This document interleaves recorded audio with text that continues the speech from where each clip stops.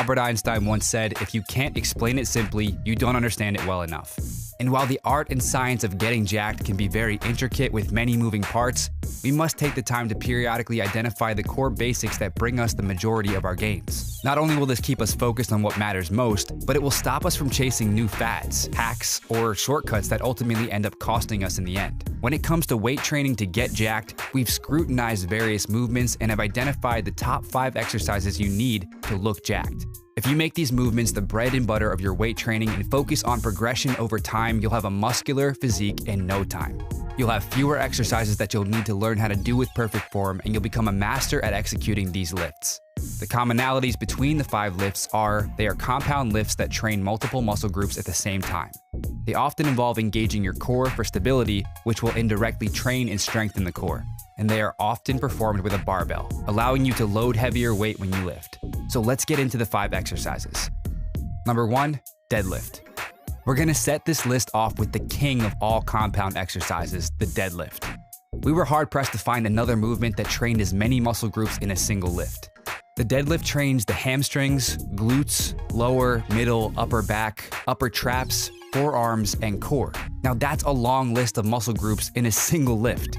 Another massive benefit of the deadlift is its natural movement compared to the squat or bench press. In addition, we're very familiar with picking things up off the floor as humans, so it's more effortless movement to master. There's also a wide variety of deadlift variations to choose from that target different muscle groups to varying degrees. But if we were to choose one variation that would add to the long list of muscle groups trained in the deadlift, it would be the sumo deadlift. We decided on this deadlift variation because of its great involvement of the quadriceps. And since squats are not on this list, this is the perfect variation. This 2002 study compared the conventional and sumo deadlift. During the sumo deadlift, muscle activation was greater compared to the conventional deadlift in vastus medialis and vastus lateralis, which are 2 of the 4 muscle groups in the quadriceps. The reason quad activation is higher is the wider stance and the more upright back position. Other variations include Romanian, stiff leg, single leg RDLs, snatch grip, and trap bar deadlifts. Variations like the Romanian deadlift and stiff leg deadlift further activate the hamstrings. The trap bar deadlift is another great variation similar to the sumo deadlift because we are able to get more upright. Have deadlifts as part of your arsenal and your physique will thank you for it. Number 2, incline bench press. The next movement is the incline bench press. While most people are strong with the flat or decline bench press, the press done with a slight incline further engages the upper chest. A well-built upper chest has a greater impact on the appearance of the chest than just having a large lower chest. The upper chest, technically known as the clavicular head, is a small muscle below the collarbone that consists of descending muscle fibers. Pressing at an incline increases muscle activation of this area. So the question is, what's the best incline angle to use that will build the upper chest while still activating the rest of the chest? A study on 15 male subjects compared the bench press angles at 30, 45, and 60-degree incline. They found that a 44-degree bench produced greater muscle activation than at the 28-degree angle in the upper chest. A second study found similar upper chest activation with the 30 and 45-degree angles, with a third 2020 study finding greater upper muscle activation with the 30-degree angle. Based on these studies, we recommend using a 30-degree incline press for your chest pressing. Number 3, pull-ups. The third exercise is the pull-up, and much like the deadlift, many variations can be used. For those who aren't able to perform strict bodyweight pull-ups, they can use a machine or cable pull-down instead. But first, let's look at how different variations affect back and bicep muscle activation. Over a full repetition, the pronated grip, where your palms face forward, resulted in significantly greater muscle activation of the middle trapezius when compared to the neutral grip pull-up, in which your palms face each other. So when aiming to build a thicker mid-back, throw a pronated grip into your pull-up routine. It's commonly believed that a very wide grip pull-up is needed to build a wide back, assuming that wide equals wide. But research on this topic says otherwise.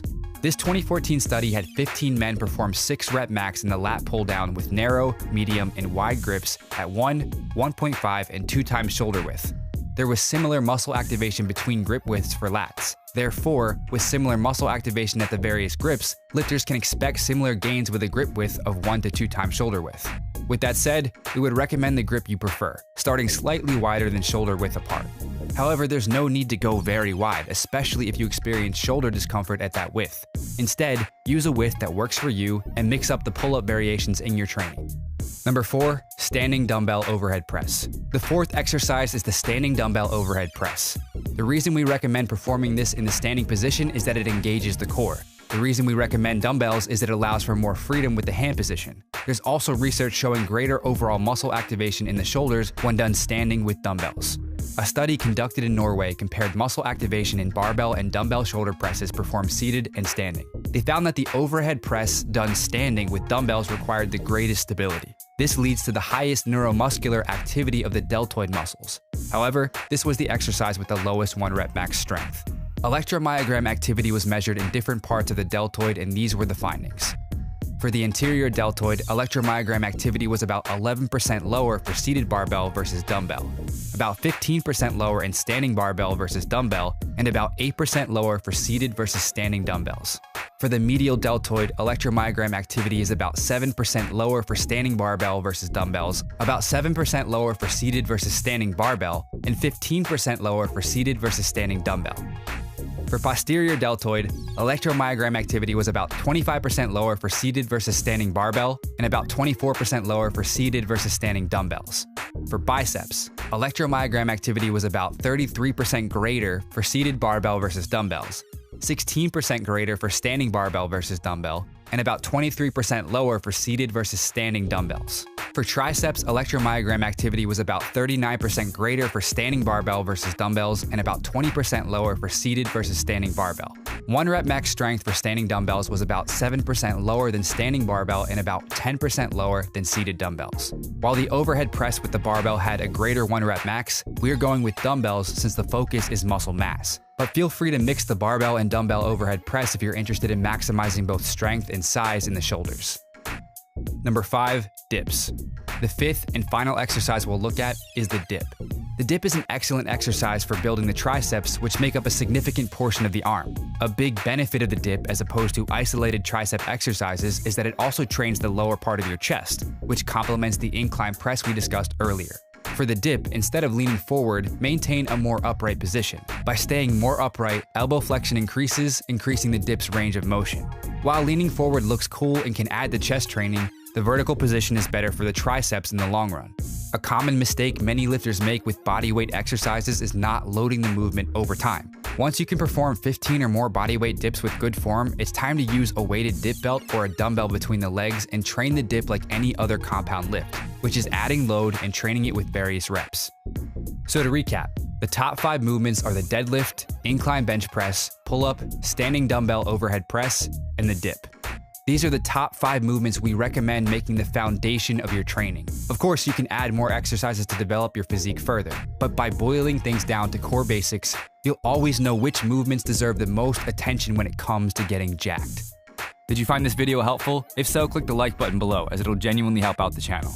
If your training and nutrition are in order and you're looking for a bit of an edge, be sure to check out my science-based supplement line. Each product was created using scientifically proven ingredients, all clinically dosed and guaranteed to produce results. And right now, you can get 25% off your entire order, plus free shipping by using the coupon code MONSTER at checkout. So head over to musclemonsters.com/supplements or click the link in the description. And if you haven't already, make sure you subscribe for more videos, and don't forget to turn on post notifications so you don't miss the next one. Peace.